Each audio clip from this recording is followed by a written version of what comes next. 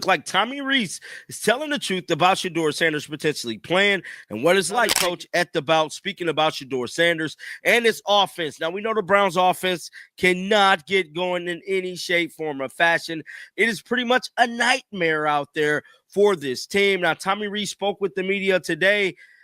What if I told you the Browns' offensive coordinator just set Cleveland on fire with the most savage truth bomb about Shedeur Sanders? No sugarcoating, no hype, just a cold, hard reality check that left fans speechless. Tommy Rees didn't just talk football, he pulled the curtain back on why Shedeur's been sidelined, and it's not the fairy tale people were hoping for. This man turned a press conference into pure chaos, half brutal honesty, half heartbreak, and all drama. Right now, the Browns' offense looks like someone tried to jumpstart a car that's been frozen in Lake Erie since February. The engine coughs, the lights flash like a dying rave, and just when it feels like something might click, boom, someone forgets to even turn the key. That's Cleveland football energy right now. Confusion, frustration, and a sprinkle of disbelief. And then, out walks Tommy Rees, cool as ice, ready to face the storm. The new offensive coordinator was supposed to bring hope, maybe even a spark of confidence. Reporters expected fireworks, but what they got was something way more explosive. The truth. Reese stood there, dead serious, and basically said, yeah, this offense, it's a group project. And nobody did the homework. That hit like a helmet-to-helmet collision. Reese, who came from Notre Dame and Alabama, programs where discipline is religion and quarterbacks don't forget their receivers' names, looked around Cleveland and saw straight-up chaos. I came to Cleveland to work for Kevin. That's really the reason I took this job 2 years ago. Think the world of him, still think the world of him. Really, fortunate for the support he's given me over the last week, the support he's had for me over the last couple of years. I wanted to come to Cleveland to work for Kevin. I think the timing of it, you have a bye week, you have some time to step away and look at things through a different perspective and want to create a spark for the offense. And, again, how I feel is whatever they want me to do, whatever's asking me to help us win games, that's what I want to do at the highest. He didn't need to call anyone out by name because his tone said it all. We've got talent, but zero direction. The bye week was supposed to fix the problem, but instead, it exposed how broken everything really is. And when he talked about the passing game, he didn't mince words. He said it takes all 11. Football talk for don't just blame the quarterback because this whole squad's fumbling their roles. That's as real as it gets. Reese didn't point fingers. He just dropped the mic and walked away, leaving fans wondering who's actually steering this sinking ship. That's when Shedeur Sanders slides into the storyline, not by name, but by pure circumstance. Everyone in the room knew who Reese was really talking about, even if he never said it out loud. Is there anything to this Shedeur not getting first-team reps? I think it's a little bit strange. Yeah. You do think it? So you think it is? I mean, okay. The guy's right. one turned ankle one concussion check from upstairs. Drake May had to leave the game for 2 plays last week because upstairs they thought he had a concussion. Right. So how could he not get 1 rep during the week? Now, just because that's the answer doesn't mean that's what's happening. And let's be real. The trust between Shedeur and this coaching staff right now feels lower than Cleveland's red zone success rate, which is saying a lot. Reese tried to keep it professional, using all the classic coach speak lines about collaboration, process, rhythm, basically everything except an exorcism to fix this cursed offense. He claimed he's working closely with the quarterbacks and learning what makes them tick. But come on, that's coach code for we're still guessing, just trying to guess together. You could practically feel the uncertainty through the mic. Then Reese dropped this comparison that had the media chuckling. He said calling plays back at Notre Dame and Alabama was like driving a Ferrari, smooth, fast, and powerful. But here in Cleveland, he said it's like pushing a busted shopping cart with one wheel wobbling down the aisle. Every snap's an adventure you didn't sign up for. Reporters kept begging for something hopeful, some kind of light at the end of the tunnel. But Reese wasn't here to play therapist. They asked how the passing game could improve, and he gave them that straight, no-fluff answer. The bye week was all about resetting, finding what works, and getting the quarterbacks comfortable. He even said they're trying to stress defenses in new ways, which is funny because the only people stressed right now are the Browns defenders stuck on the field watching the offense trip over itself. Yeah. And him and everybody else that we talked to have said that Shedeur looks good. He looks really good. Yes. He looks better. And we got Zach that say Dylan Gabriel ain't even an NFL quarterback. That's true. So how is it that this man can't get a rep with the ones, but that non-NFL quarterback can? We all what agree sense with that. does that make? It makes no sense. Clearly, the guys running the team disagree with us. Man, It doesn't make any and they're sense. the ones what are y'all trying to? What is the goal of this? But here's the thing. He's not wrong. This offense needs a spark before the whole thing implodes. When asked how things might look different now that he's calling plays, his answer was a classic. Ask me next week. Translation, we're just hoping to line up right first. Every coordinator brings his own flavor, but right now, Reese is just trying to keep the train from completely jumping off the rails. Kevin Stefanski's got his style, and Tommy Rees has his remix. The translation's a little different, but same struggle. Reese even joked, if we're still putting up 10 points, please don't tweet me. That line alone had everyone cracking up. At Alabama, every drive was like smooth poetry. Clean, elegant, lethal. But in Cleveland, it's more like slam poetry shouted from a crumpled napkin under bad lighting. Every verse sounds desperate, and every rhyme ends in a sigh. Maximize opportunities, even if there aren't a ton of reps to go around.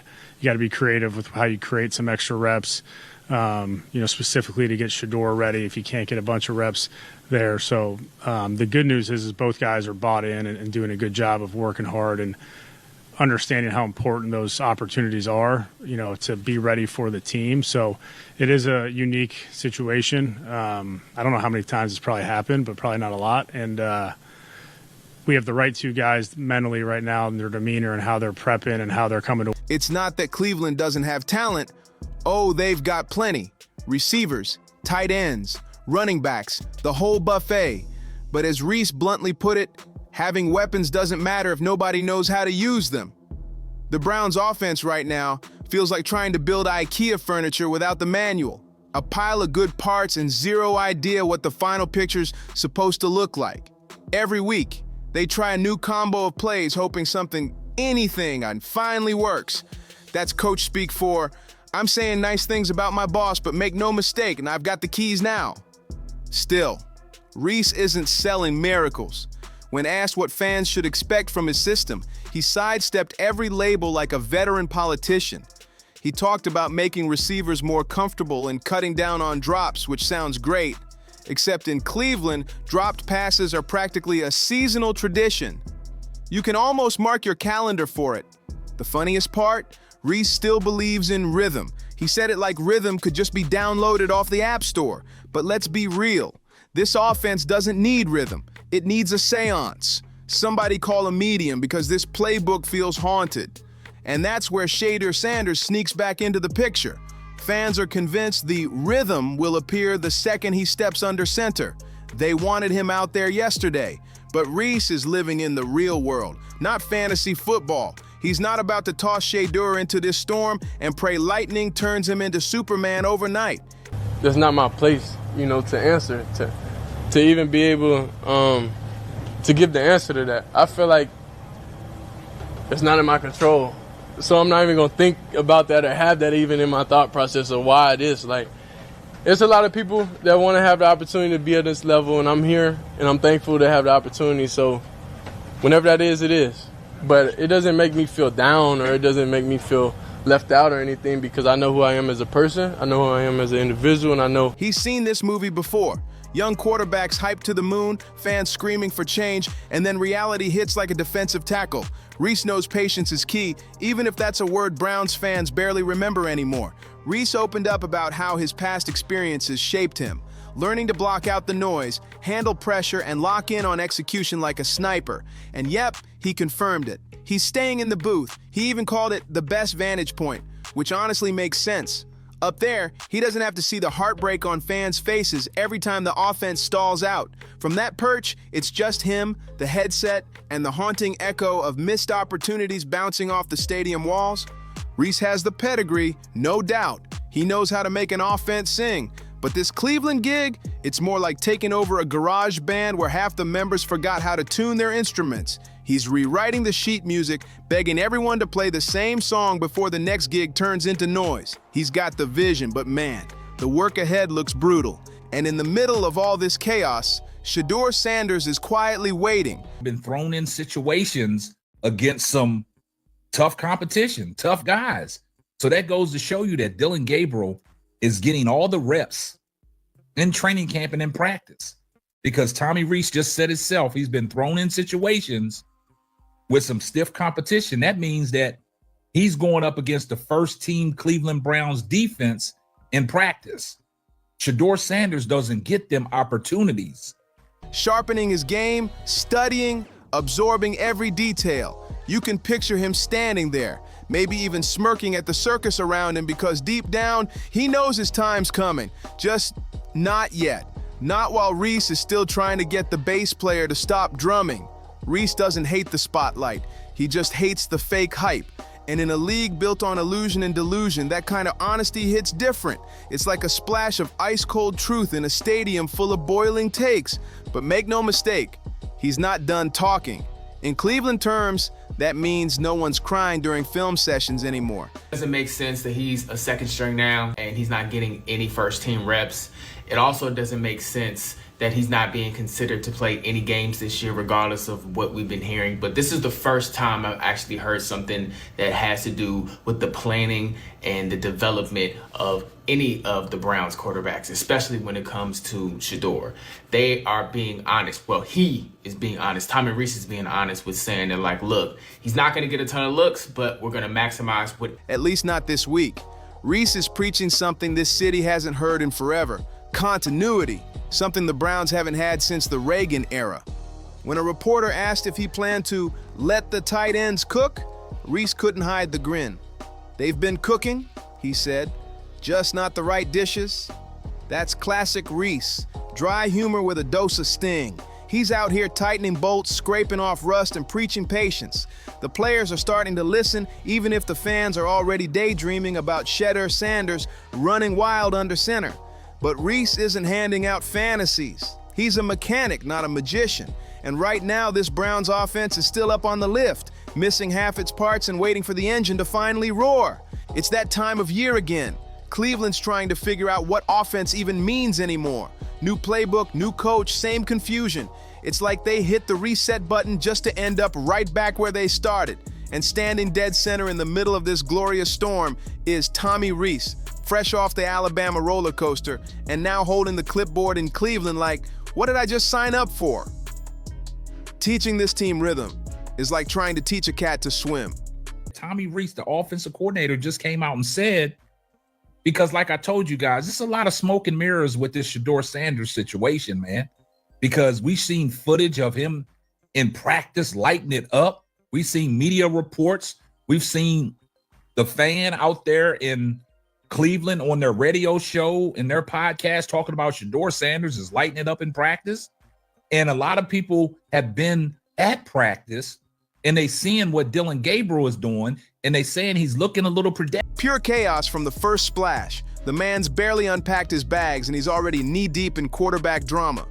Enter Shedeur Sanders, the internet's golden boy, the walking highlight reel. Fans swear Reese has some hidden agenda, like he's plotting to keep Shedeur chained to the bench. But honestly, Reese is probably just trying to find a center who can snap the ball without launching it into the stratosphere. People forget, the NFL doesn't hand out reps like candy. You don't get practice snaps just because your mixtape went viral. You earn them because you know the system. And right now, that system, it's in critical condition. The offense looks like it's running on fumes. Not what we want to hear, but you know what? It makes sense now. Because the first few people, and when I say few, I mean 4 or 5 people that y'all put in front of the media when y'all ask about Shedeur, other than saying, I don't know or no, you actually gave a thought out plan that we can go with. We understand that he's a second string. We understand that he didn't come into the season a second string, but at least be a professional and give us a plan on how you plan on developing him if you're going to be asked these types of questions. So Shedeur might be the future, but the Browns can't even manage the present. The offensive line's got more holes than a fishing net, the receivers treat separation like it's optional, and the playbook, it looks like someone wrote it during a blackout. Every drive feels like an experiment gone wrong. Reese is just trying to keep the whole operation from combusting before September hits. That's the environment Shedeur's walking into. Not some shiny NFL machine ready to roll, but a full-on science project with unstable chemicals and broken beakers. You can tell it's eating at him, though. He's standing there on the sideline, helmet in hand, watching the mess unfold, waiting for his moment. The kid's a competitor. He wants it. But Reese knows what most fans don't. Throwing Shedeur into this storm right now would be like dropping a Ferrari engine into a go-kart and expecting it to win the Indy 500. People keep saying he's scared of Shedeur's talent or he's holding him back. But while the fans are yelling, Tommy Rees is probably locked in a dark room somewhere. I say the Shedeur thing, I don't understand at all. Maybe they think to themselves, we don't need to give you these many practice reps because we're going to give you a bunch of game reps. So maybe we just want to get you rested. He is coming off a sore shoulder and all those things. So maybe that's the case. I don't know. But I don't like it that much. I don't at all. I think that going into this game, sitting some of the best wide receivers that you have is kind of diminishing him a little bit as well, because I want to. Watching film and wondering how his offensive line turned a simple pass protection scheme into abstract art. Seriously, it's chaos down there. Reese isn't denying Shedeur's potential.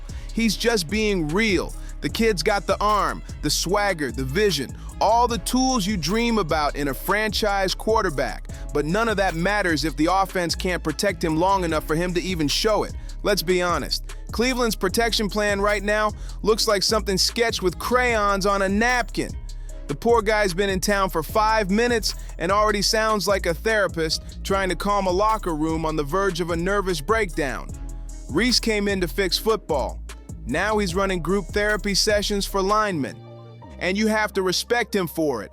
Tommy Rees isn't buying into the hype machine. He's been around long enough to know what it does. He's seen the hype chew up young players and spit them out. He's seen headlines turn rising stars into hashtags overnight. So instead of chasing highlight reels, he's focused on fundamentals: blocking, timing, execution, the boring stuff that actually wins games. Because right now, this offense needs to sit down, take a breath, and figure out who they are.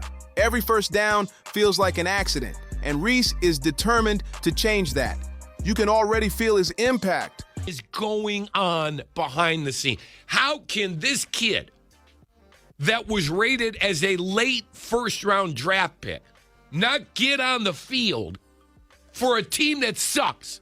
They're not even giving him reps. What? That's on the coach, man. Stefanski's going to have to answer for that, and it might come at the end of the year, and it might come in the form of firing. What is going on? Does he have an... I don't want to pick on Kevin. Does he even have a... Players look more locked in, practices look cleaner, and even if the wins aren't showing up yet, the energy feels different. There's structure now, a sense that somebody's finally holding people accountable. But here's the truth.